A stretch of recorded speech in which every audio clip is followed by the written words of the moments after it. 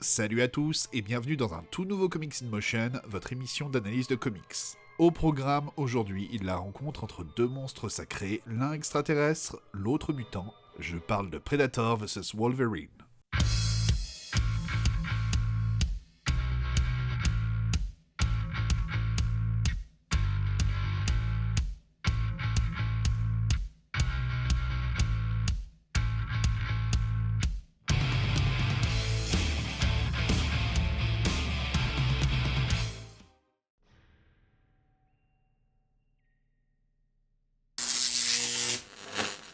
Au scénario de cette rencontre, on retrouve le scénariste Benjamin Percy. Ceux qui suivent mes vidéos sur les X-Men version Krakoa connaissent déjà son nom puisqu'il s'agit du scénariste des séries X-Force et de Wolverine depuis le début de l'aventure. On le connaît aussi pour sa récente série Ghost Rider, son passage sur Green Arrow lors de l'époque Rebirth, ou encore de la saga James Bond Black Box. Côté dessin, c'est un petit peu plus compliqué puisqu'il y a 6 dessinateurs différents. Oui, pour seulement 4 épisodes. On peut citer Ken Lashley qu'on a déjà pu voir sur la Suicide Squad New 52, sur Uncanny X-Men, Rising Star ou le Bounty Hunter de Marvel. Il y a aussi Greg Land qui lui aussi était sur Uncanny X-Men, Birds of Prey ou Symbiote Spider-Man. On a encore Andrea Di Vito, connu pour The First chez Crossgen, Nova, Annihilation ou La Chose de Dan Slott.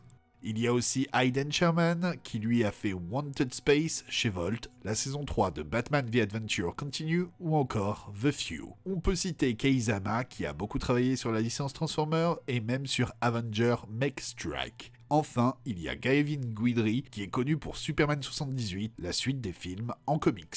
Going to the Chapel, ou le tie-in de l'event Beastworld consacré aux Titans. On remarquera que les couvertures sont réalisées par le talentueux Marco Checchetto qu'on a pu voir sur Daredevil ou récemment sur Ultimate Spider-Man. De quoi bien accrocher le regard et pousser à l'achat.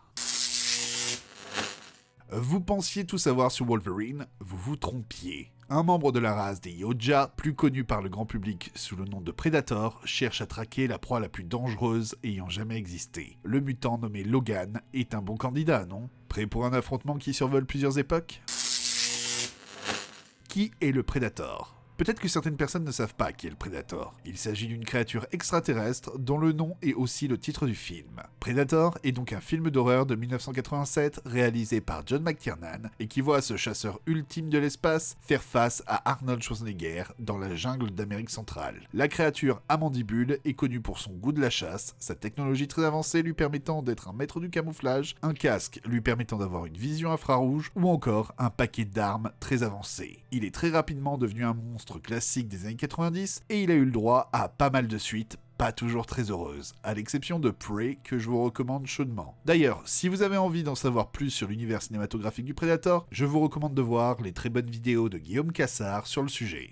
Qui est Wolverine ? Non franchement, il y en a encore qui ne connaissent pas Wolverine. Wolverine, ou Logan, est un mutant doté d'un facteur autorégénérant très performant, de sens aiguisé, d'un squelette et de griffes en adamantium, l'un des métaux les plus durs au monde. Ce squelette, il le doit à des expériences scientifiques de l'arme X qui lui ont aussi effacé la mémoire. Désormais membre des X-Men, il est d'après lui le meilleur dans sa partie.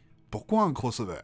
L'opposition de deux figures, c'est courant, et encore plus dans le monde des comics. L'envie de savoir qui est le plus fort entre Superman ou Hulk, qui est le plus grand détective entre Batman ou Sherlock Holmes. Surtout que l'avantage des comics, c'est le coût de production, qui est bien moins élevé qu'au cinéma ou à la télévision. Le Predator a connu ce parcours chez Dark Horse, pour des rencontres au sommet avec Alien, mais aussi Superman, Batman, Witchblade, le Terminator ou encore Archie. Et s'il y a bien un univers où ni Alien ni Predator ne sont jamais allés, c'est bien l'univers Marvel. Predator, tout comme Alien, sont des licences qui appartiennent à la 20th Century Fox. Du coup, lors du rachat du catalogue de la Fox par The Walt Disney Company en 2019, les droits changent de main. Et ce qui est valable pour le film, l'est aussi pour les comics. C'est comme ça que les droits passent de Dark Horse à Marvel Comics, propriété aussi de la Walt Disney Company. Pour célébrer l'arrivée des nouvelles licences, on a le droit à différentes variantes cover. Mais il faut attendre 2022 pour voir un nouveau comic Predator arriver dans les bacs et la fin de la bataille légale entre Disney et les frères Thomas, les créateurs du Predator. Mais du coup, comment on est arrivé à l'idée de faire rencontrer Gueule d'Amour et Wolverine ? Si on écoute Benjamin Percy, c'était son idée depuis qu'il a eu vent que les titres de la 20th Century Fox rejoignaient Marvel. C'est un grand fan des films Predator avec qui il a grandi, tout comme les comics faisant la part belle à Wolverine. Alors, faire rencontrer ces deux icônes était évident pour lui. Le scénariste a eu le droit à plusieurs refus à cause des problèmes juridiques dont je viens de vous parler, puis parce que le staff avait du mal à voir comment intégrer ces nouveaux personnages à l'univers 616. Mais à force de retenter sa chance, le projet de Percy a été validé. À ça vient s'ajouter la sortie de Prey en 2022, un nouveau film Predator sorti directement sur Disney+, qui a pas mal cartonné, et 2 autres mini-séries ayant déjà profité de l'engouement pour le chasseur de l'espace. Aux États-Unis, la série de 4 épisodes est sortie à partir de septembre 2023 chez Marvel. En France, le titre est paru en mai 2024 en 100% Marvel pour 19€ chez Panini Comics.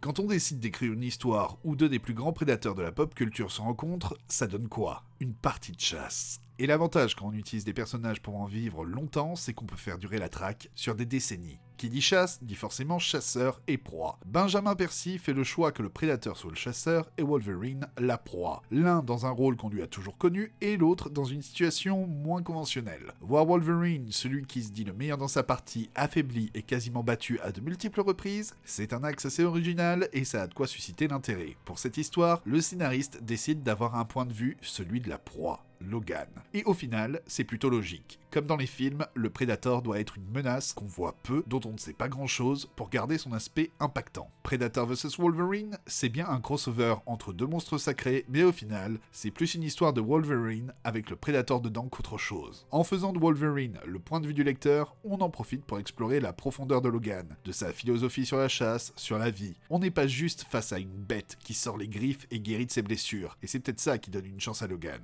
Si vous aimez le travail de Percy sur la série Wolverine, avec son aptitude à utiliser le passé de Logan, à le faire monologuer pour montrer un côté plus mélancolique, plus posé, vous aimerez ce qu'il fait ici. Chaque épisode couvre une époque marquante de la vie de Logan, à part le présent qui est le fil rouge du récit, ce qui permet de couvrir toute la vie d'adulte de Wolverine avec les affrontements arrivant à certaines époques. Ce changement d'époque permet de souligner les transformations chez Wolverine, qui passe de novice à mercenaire, machine à tuer, samouraï ou encore super-héros. Mais le tout sert surtout à montrer comment les deux personnages évoluent au fil des rencontres, que ça soit dans leur stratégie, leur équipement ou leur compréhension l'un de l'autre. On va être franc, toutes les époques visitées ne se valent pas. Je pense que celle de Muramasa est celle qui est la moins intéressante, et à l'inverse, celle de l'arme X ou des X-Men sont les plus intéressantes. L'une parce qu'elle apporte son lot de changements, et l'autre parce qu'il y a un vrai effet Madeleine de Proust. Un des autres éléments qui fait que l'histoire fonctionne bien, c'est son rythme. Le tout est assez court, rapide à lire, avec d'énormes doses d'action qui viennent contrebalancer des phases d'attente. Il s'en dégage une énergie folle, et on a envie de dévorer les pages pour suivre ce qui va se passer. Le principe d'une époque par épisode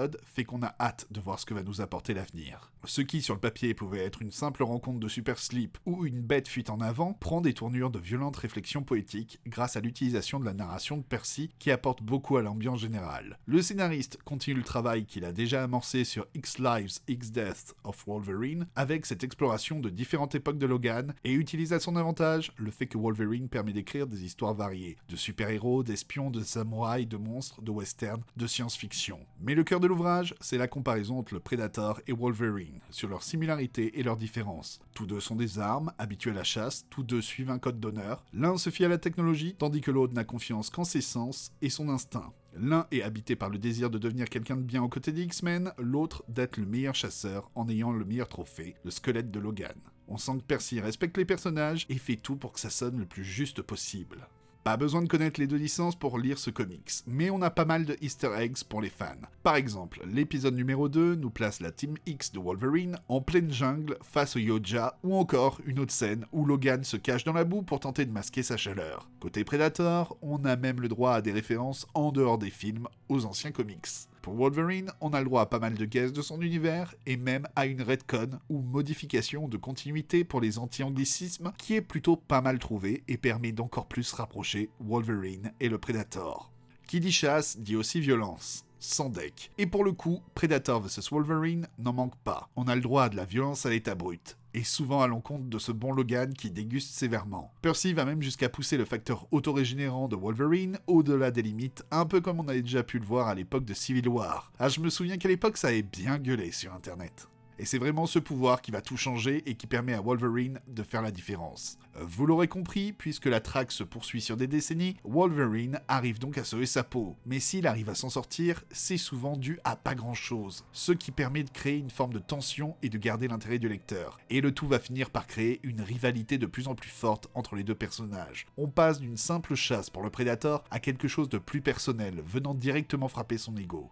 J'avoue qu'à l'annonce du projet, je n'étais pas le plus ravi, au point que je n'ai même pas fait attention à quelle équipe était en charge du projet. Et j'ai attaqué la lecture de ce comic, plus pour voir le désastre et pouvoir en rire un bon coup. Et au pire, ça allait être correct. Je ne m'attendais pas à trouver quelque chose d'autant travaillé. La fin est peut-être un peu facile, puisqu'il s'agit encore d'un combat annoncé depuis le premier épisode. Cependant, l'important ici est de voir ce qu'il représente. On est vraiment à un twist, où Logan décide de prendre les choses en main. Lui, qui n'a été que pris de court jusque-là, décide de mener la chasse. Et on a aussi toute une réflexion sur ce que la fin de tout ça va représenter pour les personnages. On n'est pas dans une surenchère ou à faire durer les choses en longueur, on est dans l'efficacité. Puis ce qui compte, c'est pas l'arrivée, c'est la quête. Côté graphisme, l'idée de faire intervenir autant d'artistes pour une série aussi courte peut paraître étrange. Mais quand on comprend que chaque artiste gère une époque différente, le tout paraît plus logique. Ainsi Ken Lashley se retrouve avec l'époque moderne, Greg Land avec le jeune Logan de Wolverine Origins, Andrea Di Vito avec la période Team X, Hayden Sherman avec l'époque Arme X, tandis que Kei-Sama illustre l'apprentissage de Logan avec Muramasa et Gavin Guidry les débuts de Wolverine avec les X-Men. On a donc plusieurs styles graphiques qui cohabitent tout en rendant hommage à l'époque narrative de Wolverine avec laquelle ils sont liés. L'avantage, c'est que rien qu'en voyant une page, on sait à quelle époque on est grâce au style graphique. Et ça permet aussi d'explorer pas mal de propositions différentes pour les scènes d'action, sans trop se répéter. J'ai été très impressionné par le trait de Ken Lashley qui montre un très bon niveau, ou encore de Gavin Guidry. Mais ce qui est intéressant ici, c'est que les artistes ont des styles qui rappellent d'autres auteurs. Lashley fait penser à un Silvestri, Guidry à du Chris Samney. Est-ce que c'est une demande de l'éditeur, ou est-ce que les artistes ont été choisis pour ça? Aucune certitude là-dessus, mais ça m'étonnerait que ce soit du hasard. Le dessin est très important parce que le Predator ne parle quasiment pas. Beaucoup d'éléments doivent donc passer visuellement afin d'être compris. Et pour le coup, j'ai eu une vraie sensation de collaboration entre le scénariste et ses artistes. Le dessin vient raconter pas mal de choses que la narration ou les dialogues n'ont pas à préciser, et inversement, quand il y a du texte, ça apporte encore plus d'informations. Comme vous avez pu voir avec les images, qui dit rencontre entre le Predator et Wolverine, dit son lot d'hémoglobine et de membres tranchés. C'est bien pour ça que cette mini-série a le droit à son Parental Advisory. On est donc sur une lecture à ne pas mettre entre toutes les mains, sans pour autant être dans l'ultra-gore. Préparez-vous juste à voir pas mal de sang, de morts, d'os et d'autres vivisections. Ce comics ne marquera aucune des deux franchises. Est-ce que c'est canon? C'est jamais précisé, mais on fait tout pour vous laisser y penser au cas où. L'équipe a bien compris son sujet et livre là sa version de cette rencontre. Ce n'est peut-être pas ce à quoi les gens s'attendaient, mais le tout est super agréable à suivre. C'est peut-être le meilleur crossover Predator que j'ai pu lire, et c'est une belle réflexion sur le passé complexe de Wolverine et ses multiples facettes. Pour autant, on n'est pas avec un chef-d'œuvre intemporel du comics. C'est un bon titre d'action divertissant avec une équipe créative qui a compris ses personnages et a voulu leur rendre honneur. On est bien au-delà des attentes pour un tel titre, et hélas, beaucoup de personnes passeront à côté en ayant des préjugés identiques à ceux que j'avais à l'origine. Un crossover assez inattendu. Une belle écriture de Wolverine. Des phases de combat violentes et créatives. Plein d'easter eggs. Des artistes impliqués. Une mini-série qui n'aura aucun impact sur les licences. Certaines périodes moins importantes que d'autres.